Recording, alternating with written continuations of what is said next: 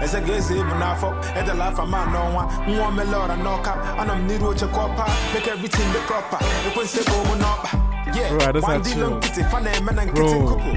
I just had chills with that transition. My goodness, bro. Yeah, it's a low my Africa, and I go up on yes, on your lewa. Okay, back a large about accountable lab about. At the mouth for what? So I guys don't need to never everybody at your back.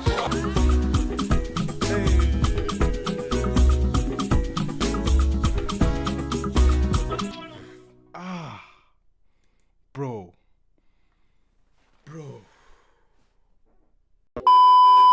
Nah, Pyno, an absolute legend, bro. Goated. Before this album, but this album is, bro, he's stamping it, man. For veterans to be acting out in this energy, in this tone, in this statement, bro, it can only bodes well of their legacy, of their status, be able to keep up almost more than 10 years now, or around 10 years now deep. It's not easy.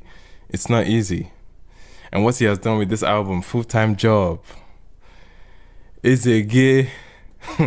Is it gay? I don't know if I'm saying that right, but you get me, bro. Like, the energy is here. I am in awe of his brilliance, okay, as a hip-hop legend, and just as an alright musician in a lot of ways, bro. For him upholding his culture, one of the biggest to ever do it, from the East, and for him to present his culture in the hip hop context, in the rawest form, in the commercial context.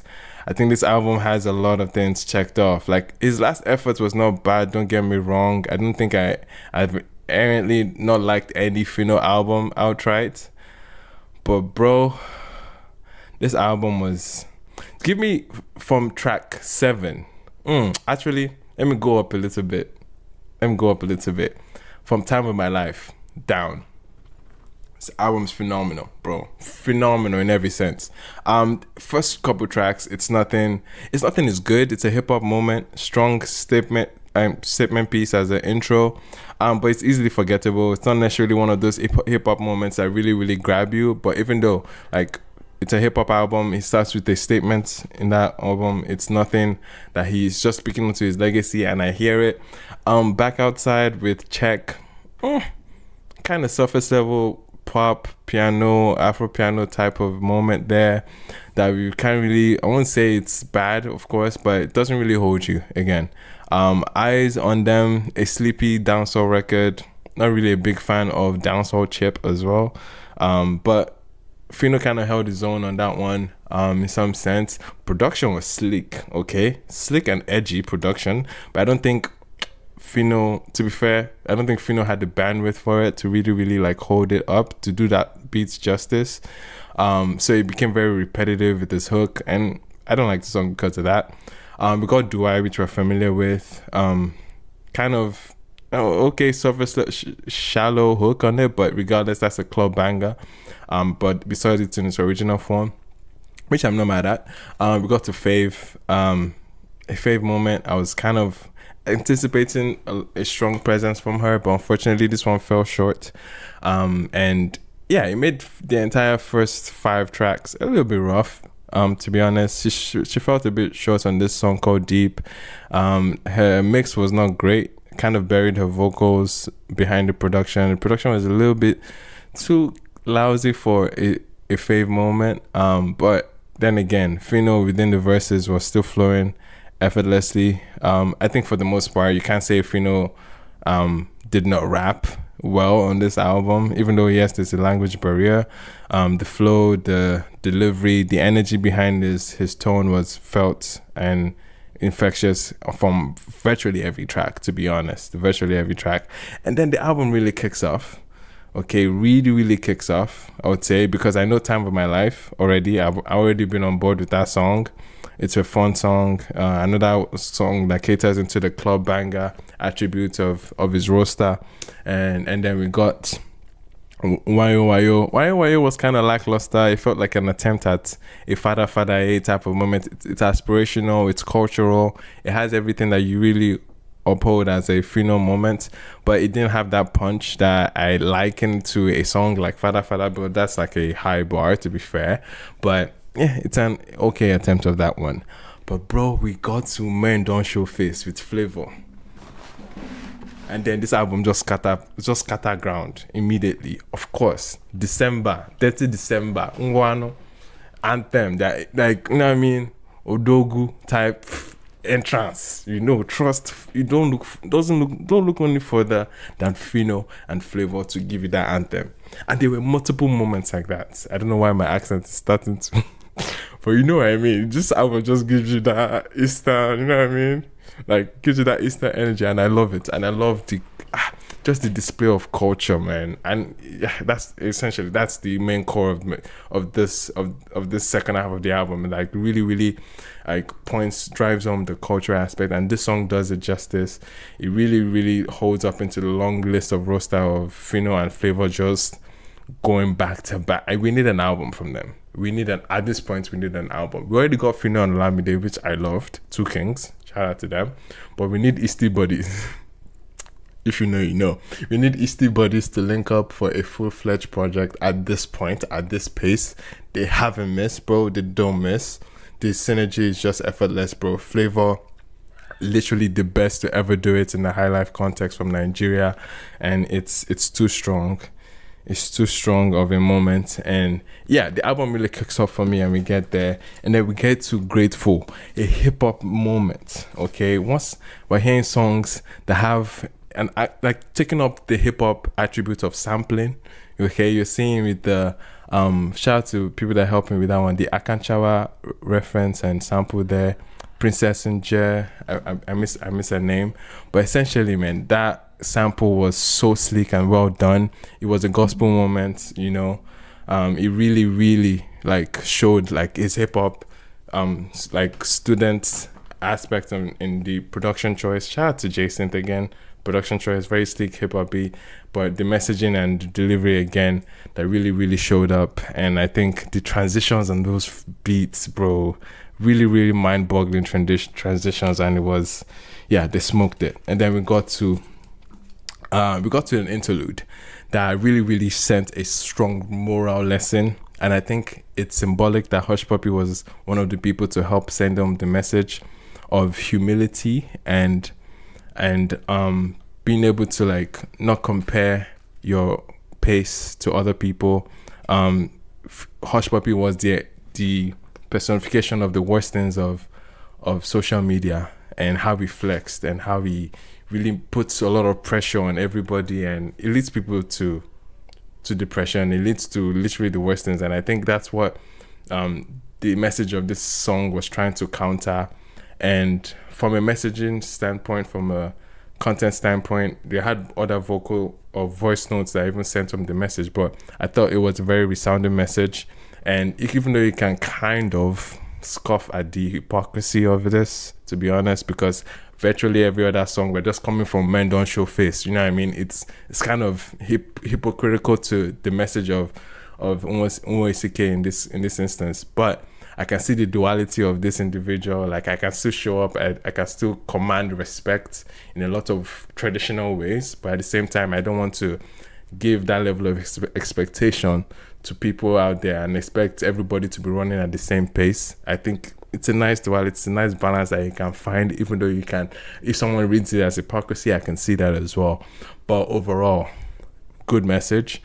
And the sonics of this interlude, shout out to Nif Keys, just actual keys on this and some guitar strings here, made for a very beautiful atmosphere for an interlude. And Pyno singing, I would say probably the best on this album is on this interlude. Bro, I had chills. Okay, I had chills from his singing. Very passionate, very spiritual. It really like, yeah. And for it to just be an interlude, I wanted a full-fledged record to get some drums, but to be honest, it's perfect without drums. It's absolute brilliant record as an interlude, you know. And then we get to Troublemaker. We're back into the club. We're heavy. We're banging. You know what I mean? Heavy records, kind of piano leaning. But I love the beat again. I love Pyno's flow on it. It's a templated. It feels like a single. We might as well release it as a single. But I was there. Okay, it kind of, again, the hypocrisy or the duality of it. It kind of brought it back with the song like Troublemaker. And then moving off to Troublemaker, we get another. I would say probably the best hip hop moment on this one. The song with NSG called Pinterest. I think the production is what stood out to me the most. Shout out to Major Banks. This man went to Cali, bro. West Coast. Dr. Dre, Snoop Dogg, funk in the elements, from the talking box to the synths there, just the bounce, the overall feel, very, very hip hop. Pyno, crazy verse in the intro. Insane record. NSG guys, shout out to them. I think they kind of really stretched the song longer than it needed to be, but my goodness, I was just basking in the hip hop, in the West Coast hip hopness of that production and that feeling overall. So fantastic record. Pinterest, standout moment. And then we get Do I remix with Burnout. Burnout Smokes it, of course, like it's a standard hit. Okay, we've gone there. And then we get the last two tracks that really just makes you melt, bro. Makes you melt. Sweet Karma. Ogene High Life production again. Culture. Just oozing out of this record's beautiful, beautiful romantic effort for this one. Obviously catered to weddings, bro. I'm eating it up, bro. Like I'm a softie. Immediately I get into songs like this. Like it's with Johnny Drill vocals, bro, you can't go wrong. Like it's common. Like it's common sense, bro. Like this made sense from an A&R and just from an entire production standpoint, and where it's placed, it's nice. It sits well. I enjoy it. Sweet Karma. The song's sweet. Definitely is diabetes type of sweet, bro. So I think beautiful, beautiful romantic effort for this one. Pyno yet again doing the madness with the flows on top, making it that hip hop thing of a singer and rapper dynamic was very, very well catered on this song and many of these songs as well. And then we get to the last track. And I think this might be my favorite closer I've ever heard this year. What a closer, man. I could not keep up.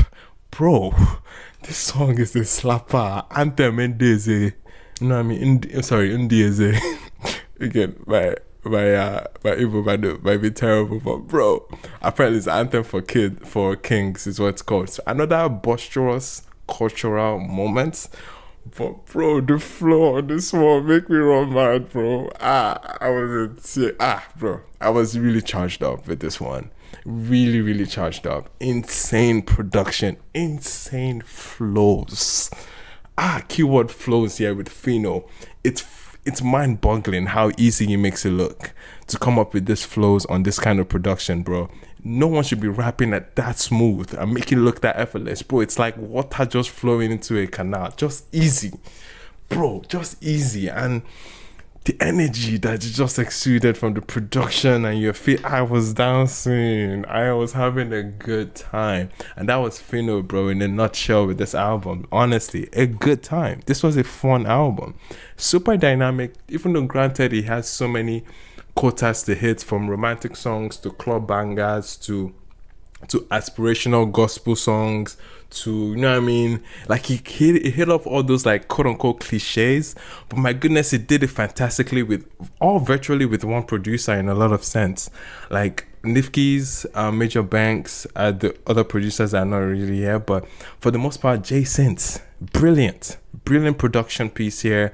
Everything just came down together in a lot of ways. I was kind of having an issue with the sequencing in some sense, because subject matter was just all over the place. I get it, but to be honest, it made the experience it kind of made it chaotic, but in some sense it made it super, super fun to see like what's coming up next. And it was a new level of energy that was coming with track after track after track. Obviously, I love that the last two songs are catered nicely together, track 14 and 15, Sweet Karma, and Anthem Indieze. Brilliant record from Pyno with this one. It makes sense that this album's already performing well for him, and he's owed this. He's like, he needs another big statement, and I think he's owed a statement with this album, especially with Jason. Jason is owed a lot of flowers for his effort on this album. Brilliant work, brilliant album. First 5 tracks might be rough, okay, but bro, brilliant effort, everything down. I could not skip a record. From hip hop to high life to Afrobeats to just the quote unquote piano adaptation. It's a very robust album, and I enjoyed it. Okay, for that being said, my rating for this one it has to feel like a strong 9 for me. I'm going to give it a 9 out of 10, even though, yes, struggling in the first couple records, but I'm coming back to this with a lot of enthusiasm and excitement for Pyno to really body. So yeah, this is sweeping it for me, man. Pyno, full-time job, fantastic record. Be my shout out to you, man. 8.5 for you. I see it, absolutely hear it. I think I'll be more generous and give it a 9, but I definitely see an 8.5 as well.